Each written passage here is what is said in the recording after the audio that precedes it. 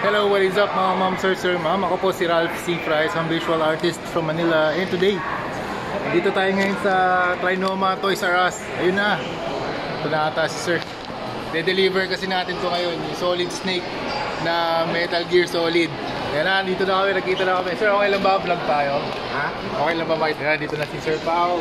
Ito na yung Metal Gear Solid 3D printed statue custom. Thank you Sir Pao for availing this. Ayan, hindi na kami ngayon, mag-usap lang muna kami, balik tayo.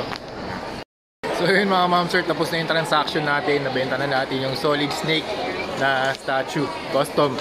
Shout out again to 3D Hub MNL for the 3D print. Sobrang ganda nung 3D print. Kaya kung gusto nyo mag-avail ng mga 3D prints, punta kayo sa 3D Hub MNL. Sobrang angas ng mga models na kaya nilang i-print. Super nice. Tsaka yung technology nila, durable, tsaka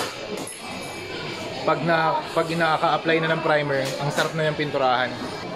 So yun mga ma'am, sir, ma'am, nag-post na rin ako pinost ko ulit yung Solid Snake sa mga Metal Gear groups, and grabe, natutuwa rin ako. I'm very thankful na nagugustuhan nila yung gawa ko.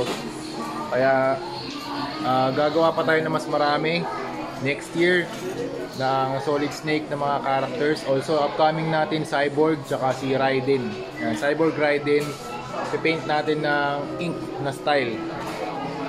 Alright, so yun lang muna mga ma'am, sir, ma'am. Nagpe-prepare na rin tayo for ToyCon 2024. Kaya gumagawa na rin ako ng mga maraming toy customs para ma-display natin sa mga booth doon sa ToyCon 2024. Okay?